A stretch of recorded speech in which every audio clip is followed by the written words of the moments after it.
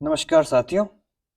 Himachal Pradesh GK series में मैं विजय चौहान आपका फिर से स्वागत करता हूं।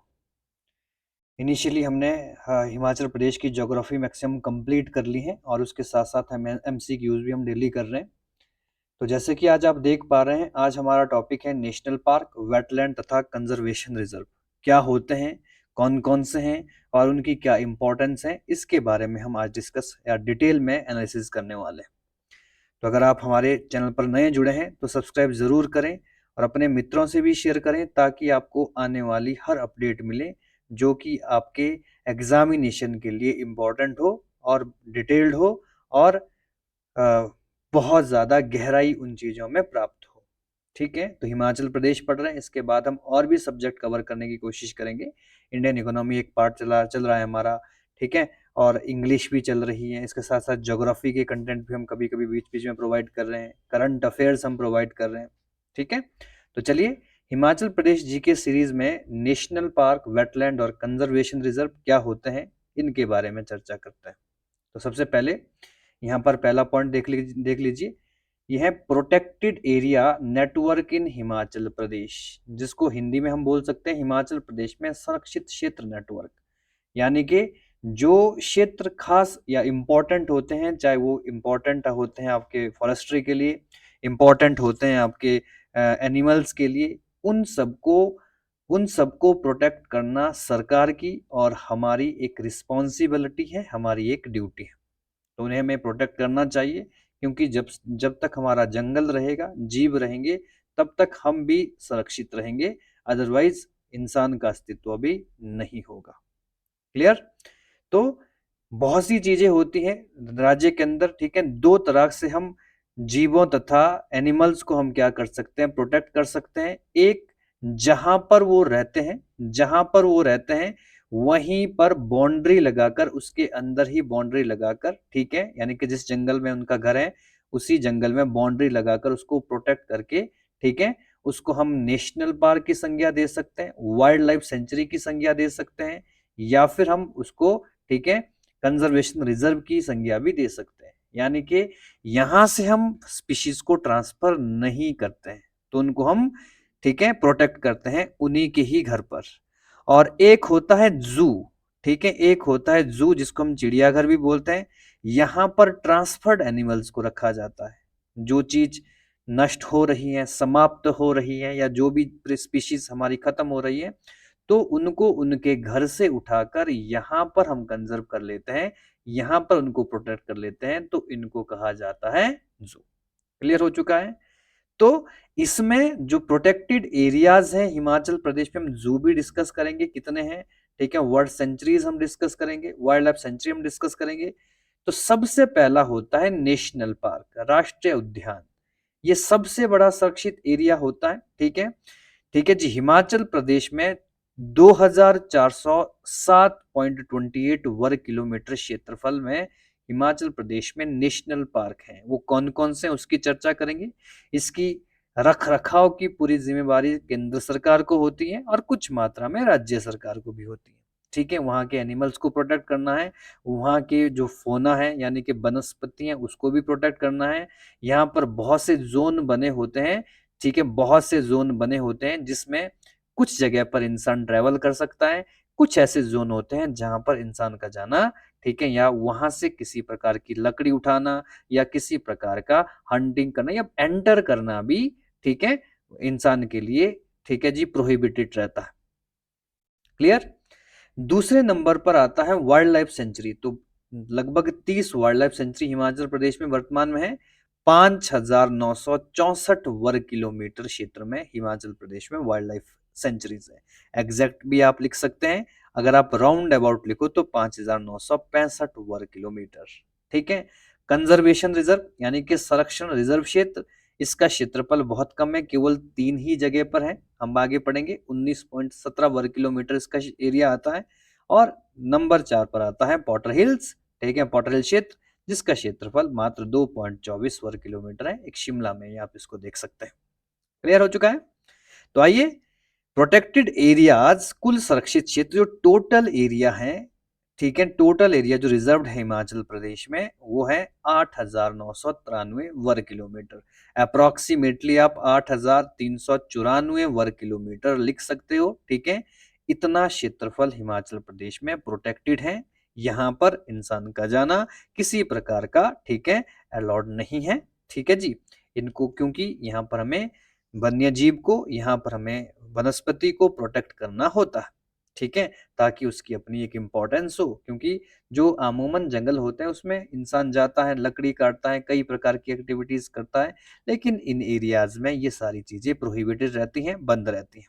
ठीक, चलिए हिमाचल प्रदेश के राष्ट्रीय उद्यान पढ़ लेते हैं, नेशनल पार्क पढ़ लेते हैं, जिसकी रखरखाव की रिस्पॉन्सिबिलिटी केंद्र सरकार की होती है। सबसे पहले आता है ग्रेट हिमालयन नेशनल पार्क। 1999 में ये नेशनल पार्क बना। इसका क्षेत्रफल 1171 किलोमीटर है, सबसे बड़ा है हिमाचल प्रदेश में ये, 1171 वर्ग किलोमीटर। ठीक है, ये कहां पर देखने को मिलेगा आपको? जिला कुल्लू में। ठीक है, इसके बारे में भी हम डिटेल एनालिसिस करने वाले हैं आगे चलकर। ठीक है, उसके बाद आप दूसरा देख लीजिए पिन वैली नेशनल पार्क। ठीक है, पिन वैली नेशनल पार्क या पिन घाटी नेशनल पार्क भी इसको बोल सकते हैं। 1987 में ये नेशनल पार्क बना। इसका एरिया 675 स्क्वायर किलोमीटर है और ये जिला लाहौल स्पीति में स्थित है। नंबर 3 पर खीरगंगा नेशनल पार्क। ठीक है, ये 2010 में नेशनल पार्क की श्रेणी में आ गया। इसका एरिया 705 वर्ग किलोमीटर है।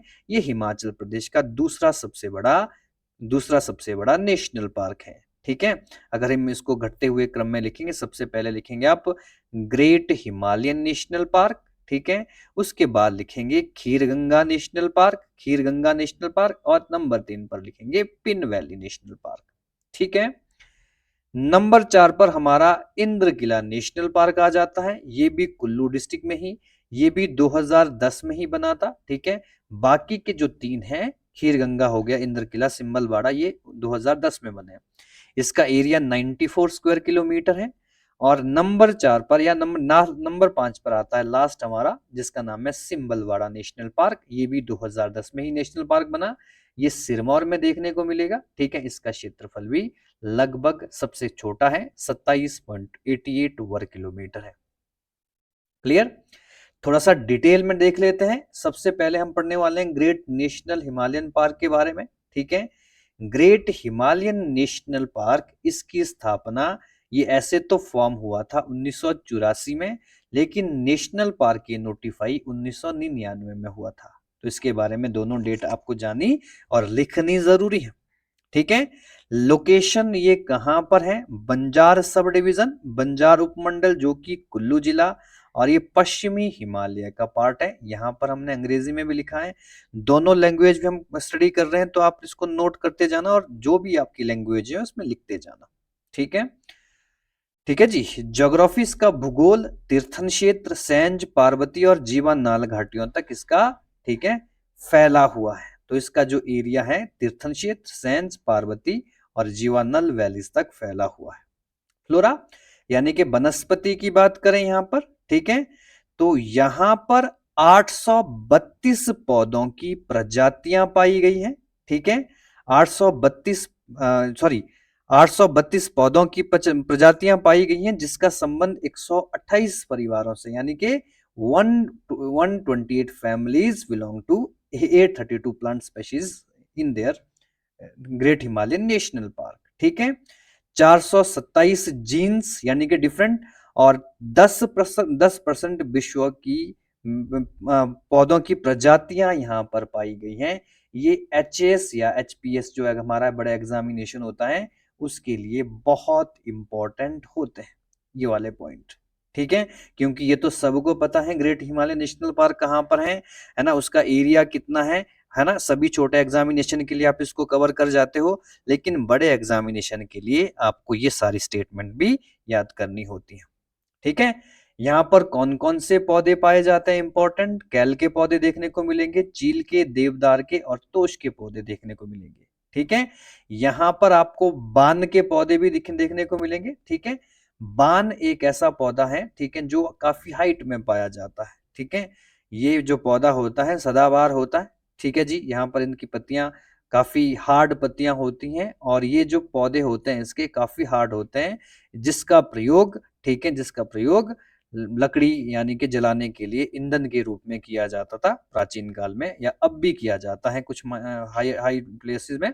और इसकी पत्तियां भेड़ बकरियों को खिलाने के लिए भी इंपॉर्टेंट होती है।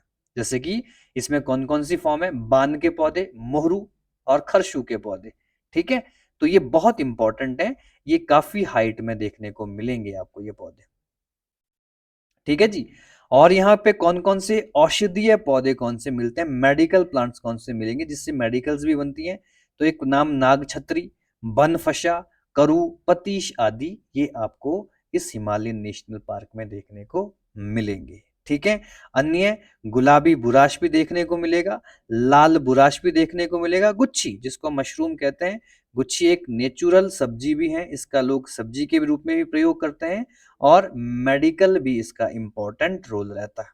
अब बात करते हैं फौना की, ठीक है। 31 मेमल्स स्पीशीज, 209 बर्ड स्पीशीज और 12 रेप्टाइल और 9 एम्फीबियंस और 125 इंसेक्ट स्पीशीज पाई जाती है। मैमाल यानी कि जो स्तनधारी जीव होते हैं 31 स्पीशीज यहाँ पर पाई गई है। 209 बर्ड स्पीशीज पक्षियों की यहाँ पर प्रजातियां पाई गई हैं। 12 रेप्टाइल रेंगने वाले जीवों की, 9 एम्फीबियंस जो जल में और स्थल में रहते हैं और 125 इंसेक्ट स्पीशीज, ठीक है, जो कि कीड़ों की जनजातियां यहाँ पर पाई गई हैं, ठीक है। उभयचरी फिर से देख लीजिए, स्तनपाई हिंदी में कहेंगे, ठीक है, किसको, मैमल्स को। बर्ड्स हो गए, सरीसृप यानी कि इनको बोलते हैं रेप्टाइल, जैसे सांप, मगरमच्छ आदि जो रेंगने वाले जीव होते हैं, 12 प्रजातियां पाई जाती हैं। उभयचर इनको बोलते हैं एम्फीबियंस अंग्रेजी में, यानी कि वो जाति जो पानी के, जैसे मेंढक है पानी के अंदर भी रह पाता है और जमीन के अंदर भी रह पाता है, तो उसकी 9 प्रजातियां यहाँ पर पाई गई हैं और 125 कीट प्रजातियां, इंसेक्ट की प्रजातियां यहाँ पर पाई गई है, ठीक है जी। और जो संकटग्रस्त जानवर हैं, थ्रेटन है, जो खत्म हो रहे हैं, वो कौन कौन से हैं, स्नो लेपर्ड, हिम तेंदुआ, सेरो, ठीक है, और तहार और कस्तूरी मृग जैसे जीव यहाँ पर समाप्त होने की कगार पर हैं। इसीलिए इसको बचाने के लिए ये नेशनल पार्क कार्य कर रहा है, ठीक है। वर्ड्स कौन कौन से यहाँ पर, वेस्टर्न ट्रैगोपन देखने को मिलता है, ये भी काफी मात्रा में क्या हो रहा है, अब विलुप्त होने की कगार पर है, इसलिए इसको भी हमें प्रोटेक्ट करना है, ठीक है। कॉकलास हो गया और तीतर, फिजेंट्स कहते हैं, हिमाचल प्रदेश में कुछ फिजेंट्रीज भी हैं जहां पर तीतरों को क्या किया जाता है, प्रोटेक्ट किया जाता है, उसके बारे में भी हम आगे डिटेल में डिस्कस करने वाले हैं। Number 2, pin valley national park, जिसको पिन घाटी राष्ट्र उद्यान कहा जाता है। इसकी स्थापना 1972 में ही हो गई थी, 1972 में ही, लेकिन नोटिफाई कब हुआ था नेशनल पार्क, ये 1987 में हो गया था, ठीक है। तो ये चीज आप नोट कर लें। लोकेशन देख लेते हैं, ये कहां पर, स्पीति उपमंडल में देखने को मिलेगा, लाहौल स्पीति की ठंडी मरुस्थलीय घाटी में देखने को मिलेगा, ठीक है। ज्योग्राफी इसकी देख लीजिए, इसका जो क्षेत्रफल है ग्रेट हिमालयन नेशनल पार्क तक फैला हुआ है और रूपी भाभा वन्य जीव अभ्यारण्य, जो कि कहां पर आपको देखने को मिलेगी, किन्नौर में, वहां तक इसका एरिया फैला हुआ है, ठीक है। क्लियर हो गया है। फौना की बात करें तो यहां पर 35 से अधिक जानवर और पक्षियों की प्रजातियां पाई गई हैं, ठीक है। ये भी आपको इंपॉर्टेंट नोट करना चाहिए। प्रमुख प्रजातियां कौन कौन सी, स्नो लेपर्ड, आईबेक्स, ये जंगली बकरी है, बहुत इंपॉर्टेंट प्रश्न बनता है, आईबेक्स जंगली बकरी कहां पर पाई जाती है, ठीक है। इसको भरल कहा जाता है, रेड फॉक्स कहा जाता है कुछ, ठीक है, आपके मॉर्टन है, बीजल है, पीका है, ये बहुत से ऐसे जानवर हैं जो यहाँ पर पाए जाते हैं।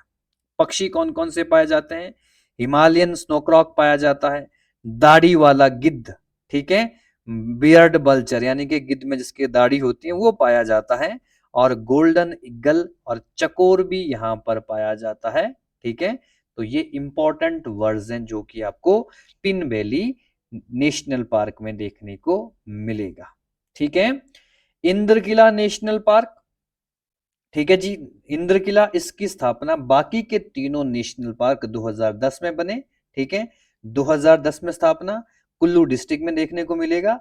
हिमालय जीव जैसे तेंदुआ हिरण पक्षियों का आवास भी माना जाता है। तो यहाँ पर भी आपको ये सारी चीजें देखने को मिलेगी, तेंदुआ भी देखने को मिलेगा, हिरण भी देखने को मिलेगा, काफी सारे पक्षी भी देखने को मिलेगा। ठीक है, नंबर 4 पर आ गया खीरगंगा नेशनल पार्क। इसका एस्टेब्लिशमेंट भी 2010 में ही हुआ। एरिया 710 वर्ग किलोमीटर, हमने पढ़ा तीसरा सबसे बड़ा है। ठीक है, और लोकेटेड कहाँ है, कुल्लू जिले में, और लगभग 5500 मीटर की ऊंचाई पर स्थित है। ठीक है, तो ये हाईएस्ट आपका क्या है, हिमालयन हाईएस्ट क्या है आपका हाईएस्ट एल्टीट्यूड पर बना हुआ है खीरगंगा नेशनल पार्क। ठीक है जी, लास्ट देखिए सिंबलवाड़ा नेशनल पार्क। ठीक है, इसका नामकरण स्वतंत्रता सेनानी कर्नल शेरजंग के नाम पर पड़ा था। ठीक है, शेरजंग सिरमौर से रहने वाले थे, इंपॉर्टेंट ये पॉइंट रखना है आपने। इसकी स्थापना 1958 में हुई एज सेंचुरी। 1958 में ये एक वन्यजीव अभ्यारण्य वाइल्ड लाइफ सेंचुरी बना था और 2010 में इसे नेशनल पार्क घोषित कर लिया गया। इसका क्षेत्रफल 27.88 वर्ग किलोमीटर है। ऊंचाई इसकी कितनी है, 4 से 600 मीटर की ऊंचाई है और लोकेशन कहां पर है, पोंटा घाटी सिरमौर डिस्ट्रिक्ट। ठीक है, क्लियर हो गया है। Farmer hunting reserve of Sirmaur rulers, historical elephant presence. ठीक है, क्या लिखा है ये, सिरमौर के शासकों का पूर्व शिकारी स्थल माना जाता है। अतीत हाथियों की यहाँ पर उपस्थिति देखने को मिलती है। क्लियर हो गया है। ठीक है, तो ये चीजें इंपॉर्टेंट हो गई। एक चीज आपको ये भी याद रखना है जो हम शायद नहीं लिख पाए, यूनेस्को। यूनेस्को हेरिटेज साइट में, यूनेस्को क्या है, United Nation Educational Scientific and Cultural Organization है। ये यूनेस्को भी एरियाज को प्रोटेक्ट करती है, हिस्टोरिकल मॉन्यूमेंट्स को प्रोटेक्ट करती हैं, या कोई विशेष वस्तु या विशेष उत्पादन किसी भी चीज को प्रोटेक्ट करने के लिए यूनेस्को काम करता है। हिमाचल प्रदेश में यूनेस्को के अंडर दो चीजें आती हैं जो यूनेस्को ने अपने अंडर ले रखी हैं। उसमें एक है ग्रेटर हिमालय नेशनल पार्क जो हम लिख नहीं पाए। ठीक है, और एक है कालका शिमला रेलवे। इसके बारे में हम आगे डिस्कस कर लेंगे, कालका शिमला रेलवे। ठीक है, कालका शिमला रेलवे की भी अपनी इंपॉर्टेंस है। भारत में केवल 3 रेलवे हैं जिसको यूनेस्को ने अपने अंडर लिया हुआ है। मॉन्यूमेंट्स तो बहुत सारे हैं। ठीक है, वो कौन कौन से, एक है दार्जिलिंग रेलवे, अगर आपने सुना होगा दार्जिलिंग रेलवे, ये कहां पर है दार्जिलिंग रेलवे, ये वेस्ट बंगाल में देखने को मिलेगा आपको। ठीक है, और दूसरा है नीलगिरी रेलवे, ये दक्षिण भारत तमिलनाडु में देखने को मिलेगा आपको। ठीक है, नीलगिरी रेलवे। और तीसरा हो गया है कालका शिमला रेल। तो कालका शिमला रेल जिसे 2008 में यूनेस्को ने अंडरटेक किया था, 2008 में यूनेस्को की धरोहर बना था। और ग्रेट नेशनल जो आपका नेशनल पार्क है ये 2012 में, ठीक है, 2012 में यूनेस्को की धरोहर बना था। तो जरूर ये पॉइंट भी नोट कर लेना ग्रेट हिमालय नेशनल पार्क के साथ ही। क्लियर हो गया है। नेक्स्ट आता है आपका, नेक्स्ट टॉपिक आता है हिमाचल प्रदेश में संरक्षण रिजर्व, कंजर्वेशन रिजर्व क्या होते हैं, प्रॉपर तरीके से लिखा गया है यहाँ पर। ठीक है, संरक्षण रिजर्व राज्य के स्वामित्व वाली भूमि होती है, अर्थात राज्य के पास होती है, जो राष्ट्रीय उद्यानों और अभ्यारण्यों के पास स्थित होती है। ठीक है, जो कहां पर नेशनल पार्क के पास देखने को मिलेगी और वाइल्ड लाइफ सेंचुरीज के पास देखने को मिलेगी। ठीक है, जो नेशनल पार्क है वो केंद्र का सब्जेक्ट है, केंद्र का विषय। उसके साथ वाले एरियाज को राज्य प्रोटेक्ट करने के लिए उसे कंजर्वेशन रिजर्व घोषित करता है। क्लियर हो गया यहां तक। ठीक है, तो इसमें से और इनको आप आवास और जैव विविधता की सुरक्षा हेतु स्थापित किया जाता है। तो these are established to protect landscapes, ठीक है, हैबिटेट्स एंड बायोडाइवर्सिटी। ठीक है, managed by conservation reserve management. इसको मैनेज कौन करता है, एक डिपार्टमेंट है जिसको बोलते हैं कंजर्वेशन रिजर्व मैनेजमेंट। ठीक है, संरक्षण रिजर्व प्रबंधन द्वारा समिति द्वारा स्थापित समुदाय द्वारा संचालित होता है। हिमाचल प्रदेश में कुल मिलाकर 3 कंजर्वेशन रिजर्व है। ठीक है, 3 संरक्षण रिजर्व है। कौन कौन से, नंबर 1 लिख लीजिए शिली, शिली कंजर्वेशन रिजर्व। ठीक है, 2013 में इसे कंजर्वेशन रिजर्व घोषित कर दिया गया था। और ये कहां पर देखने को मिलेगा, ये सोलन में देखने को मिलेगा आपको, सोलन जिला शिली। और शिली एक वाइल्ड लाइफ सेंचुरी भी है, हिमाचल प्रदेश का सबसे छोटा वाइल्ड लाइफ सेंचुरी भी है, हम आगे पढ़ेंगे। सबसे छोटा वाइल्ड लाइफ सेंचुरी भी है ये, ठीक है, मात्र 2 स्क्वायर किलोमीटर क्षेत्र में फैला हुआ है, ठीक है। दूसरा याद रखना है नैना देवी, नैना देवी कंजर्वेशन रिजर्व, ये 2013 में इसको कंजर्वेशन घोषित कर लिया गया था, डिस्ट्रिक्ट बिलासपुर में देखने को मिलेगा आपको। नैना देवी भी वाइल्ड लाइफ सेंचुरी है बिलासपुर में, ठीक है। तो ये सारे जितने भी हैं ये आपके कहां पर देखने को मिलेंगे, आपको देखने को मिलेंगे जहां पर वाइल्ड लाइफ सेंचुरी है। दाड़लाघाट कंजर्वेशन रिजर्व, ये भी 2013 में कंजर्वेशन रिजर्व बना, ठीक है। कहां पर देखने को मिलेगा, सोलन जिला में। और दाड़लाघाट भी एक वाइल्ड लाइफ सेंचुरी है, हम आने वाली क्लासेस में जरूर डिस्कस करेंगे। क्लियर हो गया है। नेक्स्ट टॉपिक आता है वेटलैंड इन हिमाचल प्रदेश। हिमाचल प्रदेश में वेटलैंड, वेटलैंड क्या होते हैं, ठीक है, जहां पर पानी है, पानी के साथ साथ जो भूमि से भी, लैंड से भी कनेक्टेड हो रहा है एरिया, ये वाला एरिया, इसको वेटलैंड कहा जाता है, ठीक है। क्योंकि यहां पर दलदली भूमि बन जाती है, आर्द्र भूमि इसको बोल सकते हैं, ठीक है, जहां पर कई प्रकार की वेजिटेशन उगती है, जिसका पर्यावरण में अपना ही इंपॉर्टेंस है, महत्व है, बहुत ज्यादा इंपॉर्टेंस है। तो इस एरिया को भी हमको कवर करना है, इस एरिया को भी हमको कंजर्व करना है, रिजर्व करना है। तो ऐसे एरियाज को हम वेटलैंड घोषित कर लेते हैं, ठीक है। हम नहीं करते हैं, इसके लिए भी कोई इंपॉर्टेंट अथॉरिटी होती है, उसके बारे में हम डिस्कस करते हैं, ठीक है। हिमाचल प्रदेश वेटलैंड संरक्षण के लिए सक्रिय रूप से कार्य करता है, बिल्कुल करता है, ठीक है, सभी राज्य कर रहे हैं।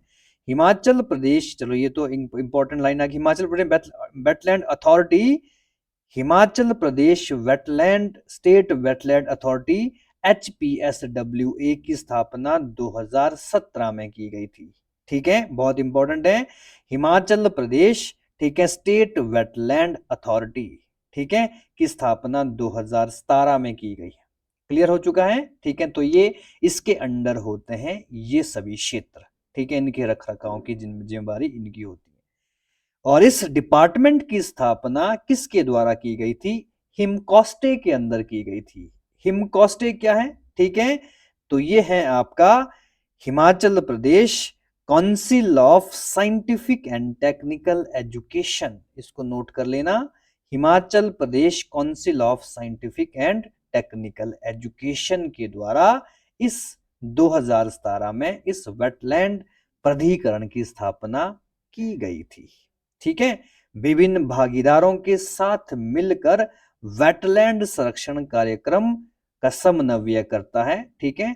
डिफरेंट, ये जो बॉडी है आपकी कौन सी, HPSWA, ये कई सारी देश की तथा विश्व की कई सारी ऐसे कार्यक्रमों के साथ, ठीक है, ऐसे वेटलैंड्स जो वेटलैंड से संबंधित है उसके साथ अपना कोऑर्डिनेशन बनाता है, ताकि उसके लिए प्रॉपर तरीके से पैसा भी आए, ग्रांट भी मिले, और उन्हें हम क्या करें, सुरक्षित भी करें। तो अधिसूचित वेटलैंड कौन कौन से हैं, हिमाचल प्रदेश में कौन कौन से वेटलैंड हैं, डेजिग्नेटेड वेटलैंड कौन कौन की चर्चा कर लेते हैं, ठीक है। तो सबसे पहले तो देख लेते हैं रामसर वेटलैंड कौन कौन से, रामसर वेटलैंड क्या है, ठीक है। तो रामसर बच्चों एक जगह पड़ती है ईरान में, ईरान में, ठीक है, ईरान में जगह पड़ती है।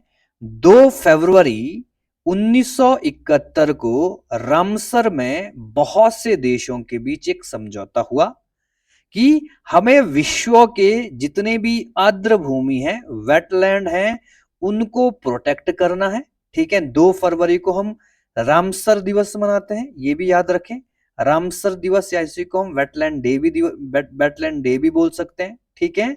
तो ये दिवस मनाते हैं, आर्द्र भूमि दिवस, ठीक है।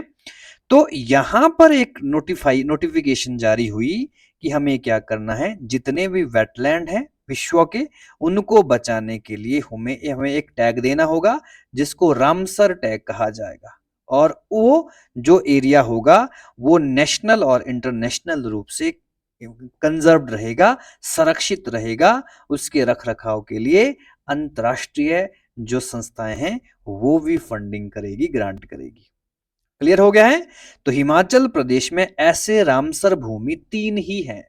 रामसर वेटलैंड तो टोटल 5 है, लेकिन रामसर जिनको मिला है वो रामसर टैग मिला है 3 को। कौन कौन से?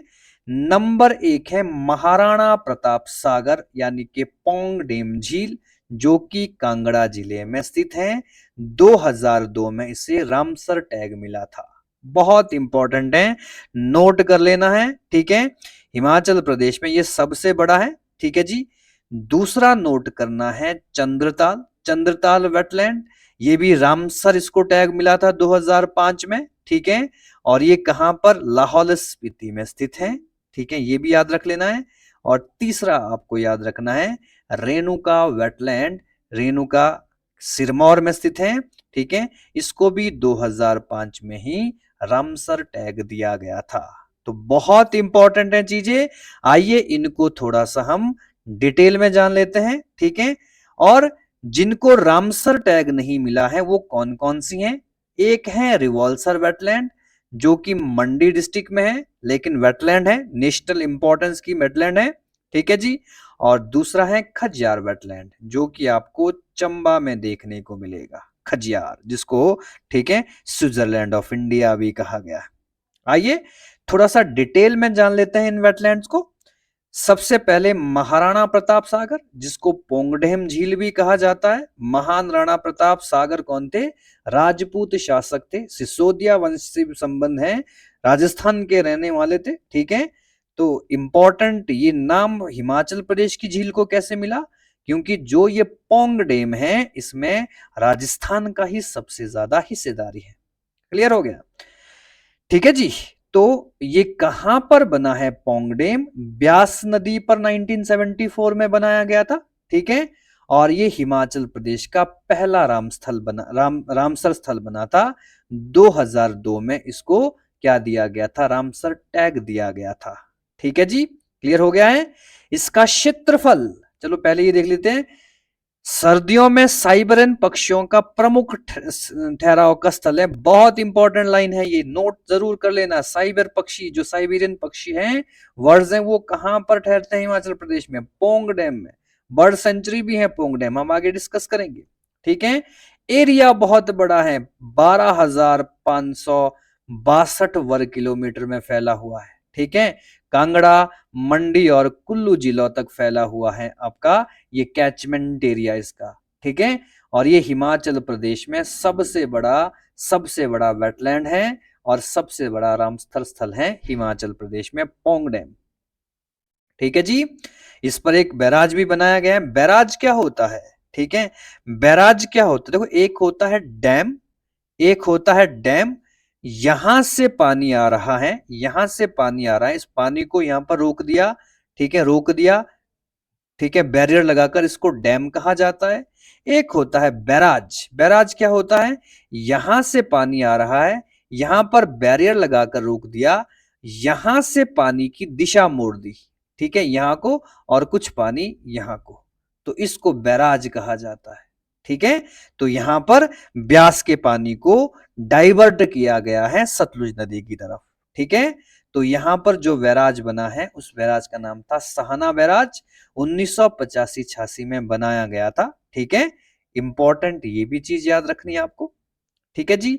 जैव विविधता, बायोडाइवर्सिटी, ठीक है। जैव विविधता क्या होती है? जहां पर कई प्रकार की वनस्पतियां पाई जाती हैं उसको जैव विविधता कहा जाता है, बायोडाइवर्सिटी कहा जाता है, ठीक है। तो यहां पर बहुत सी डाइवर्सिटी पाई जाती है, किसमें? फौना में और फ्लोरा में। वनस्पति में बबूल के पौधे पाए जाते हैं, जामुन के, शीशम के, आम के देखने को मिलेंगे, शहतूत, कचनार और आंवला आदि के पौधे देखने को मिलेंगे फौना रीजन में, ठीक है, सॉरी फ्लोरा रीजन में, ठीक है जी। और फौना में यहां पर क्या देखने को मिलेंगे? जब जो प्राणी की जो आपकी स्पीशीज हैं, मछलियां बहुत सारी, क्योंकि डैम है। मछुआरों के लिए 12 मत्स्य सहकारी समितियां बना दी गई हैं, यहां से बहुत बड़ा मछली पालन केंद्र भी है ये, ठीक है। लेकिन इसका इससे बड़ा जो देओली है एशिया का सबसे बड़ा माना जाता है, लेकिन यहाँ पर भी 12 कोऑपरेटिव फिशिंग सोसाइटीज बनी है, ठीक है, पोंग डैम पर। क्लियर हो गया है। दूसरा आता है चंद्रताल वेटलैंड, ये भी बहुत इंपॉर्टेंट है, ठीक है, पश्चिमी हिमालय के शुष्क क्षेत्रों में 4330 मीटर की ऊंचाई पर स्थित है, highest wetland of Himachal Pradesh है, ठीक है, in western Himalayas cold desert at 4330 altitude, ठीक है। प्राकृतिक विशेषता वनस्पति रहित लेकिन पोषक घासों के लिए युक्त है। यहां पर वनस्पति नहीं है, ठीक है, कोई भी यहां पर वेजिटेशन नहीं देखने को मिलता है, केवल घास देखने को मिलता है यहां पर, ठीक है। क्लियर हो गया यहां तक, ठीक है। अल्पाइन ग्रास देखने को मिलता है, तो इट इज ये बहुत इंपॉर्टेंट लाइन हो गई है, lakhs tree but has rich alpine grasses. 2005 में इसको रामसर टैग दिया गया है। रामसर टैग 3 को मिला है, पहले को 2002 में, लेटर 2 को 2005 में, ठीक है। क्लियर हो गया है। फ्लोरा पोषक घास जैसे एग्रोपाइन और सेर्स पाए जाते हैं, ये घास की प्रजातियां हैं यहाँ पर, ठीक है। फोना की बात करें, यानी कि आपके एनिमल्स की बात करें, तो इसमें हिमालयन लोमड़ी, ठीक है, बहुत इंपॉर्टेंट है, काले भालू, black bear, Himalayan fox, wolf पाया जाता है, भेड़िया, लेपर्ड यानी कि तेंदुआ, याक, और इसमें ब्लू शीप और स्नो लेपर्ड जैसे कई सारे इंपॉर्टेंट एनिमल्स पाए जाते हैं, ठीक है। तो ये काफी इंपॉर्टेंट है ये पर भी, ठीक है जी। नेक्स्ट आता है आपका वर्ड्स, ब्राह्मी डक यहां पर पाया जाता है, ठीक है, गोल्डन ईगल पाया जाता है, चकोर पाया जाता है, और हिमालयन मोनाल और स्नोकॉक पाए जाते हैं, ठीक है। तो ये सारे पक्षियों के नाम भी आपको याद रखने चाहिए, ठीक है। बड़े एग्जामिनेशन में या फिर मेन एग्जामिनेशन अगर आप लिख रहे हो तो वहां पर बहुत काम आते हैं, ठीक है। वहां पर ये सारी चीजें आप मेन एग्जामिनेशन में शो कर सकते हो अगर हिमाचल प्रदेश ज्योग्राफी से कभी भी कोई प्रश्न बनता है तो। नंबर 3 रेणुका वेटलैंड, ठीक है। रेणुका वेटलैंड का जो एरिया है 20 हेक्टेयर है, ठीक है जी। और ये हिमाचल प्रदेश का तथा भारत का, इंडिया का सबसे छोटा वेटलैंड है, जिसको रामसर टैग दिया गया है। सबसे छोटा वेटलैंड है, ठीक है, जरूर नोट करें, जिसे रामसर टैग दिया गया है, जिसे रामसर घोषित कर दिया गया है, ठीक है। लोकेशंस कहां है, ठीक है जी। Largest natural lake in Himachal Pradesh, Himachal Pradesh में झील तो सबसे बड़ी है, लेकिन वेटलैंड सबसे छोटा सिरमौर डिस्ट्रिक्ट में, ठीक है जी। 2005 में इसको, ठीक है, क्या घोषित कर दिया गया था, रामसर टैग दिया गया था। यहां पर लिखा भी गया है भारत का सबसे छोटा रामसर थल, ठीक है, और ये अंग्रेजी में भी लिखा गया है। वनस्पति कौन कौन सी पाई जाती है, फ्लोरा कौन सा पाया जाता है इसमें, शीशम के पौधे पाए जाते हैं, खैर के पौधे पाए जाते हैं, ट्यून और हरड़ के पौधे यहां पर पाए जाते हैं, इसको हरड़ कहा जाता है, ठीक है। बहेड़ा इंपॉर्टेंट वेजिटेशन है, ये मेन पॉइंट ऑफ व्यू से आप इसको नोट कर सकते हो अगर आप एचएस का मेंस लिख रहे हो, ठीक है। क्लियर हो गया है।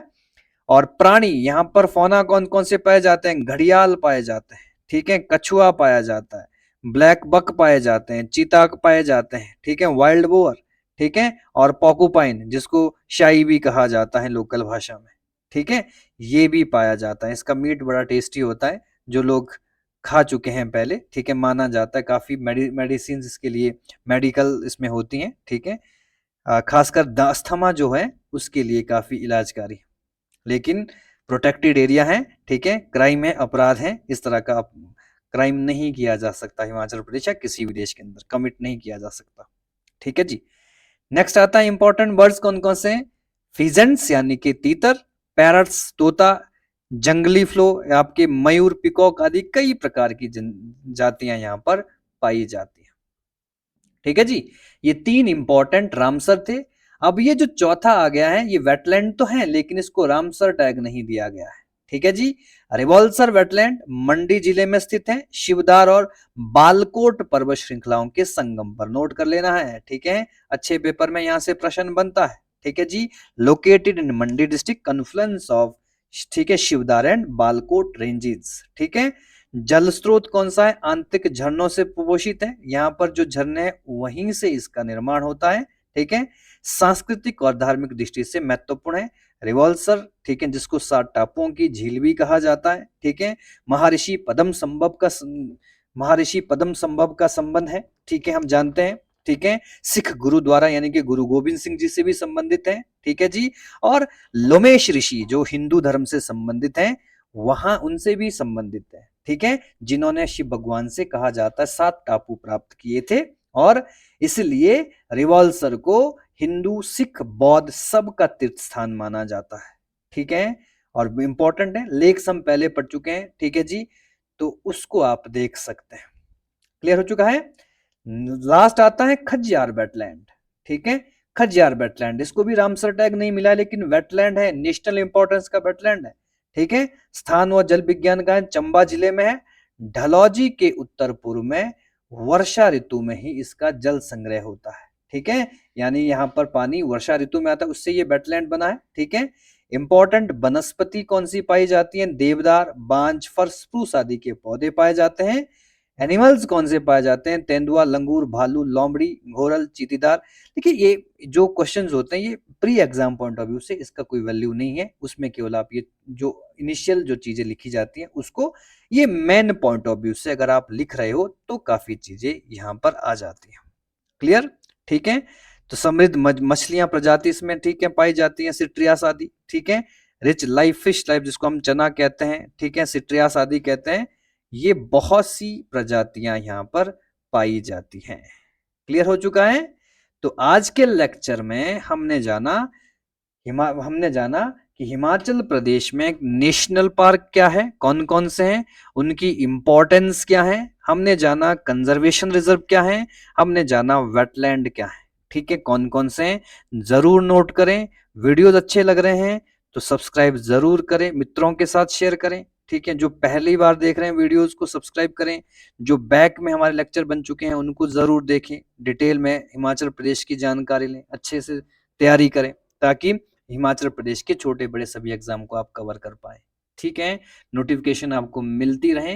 नेक्स्ट क्लास में हम हिमाचल प्रदेश के जू, वाइल्ड लाइफ सेंचुरी के बारे में डिस्कस करेंगे। बहुत बहुत धन्यवाद।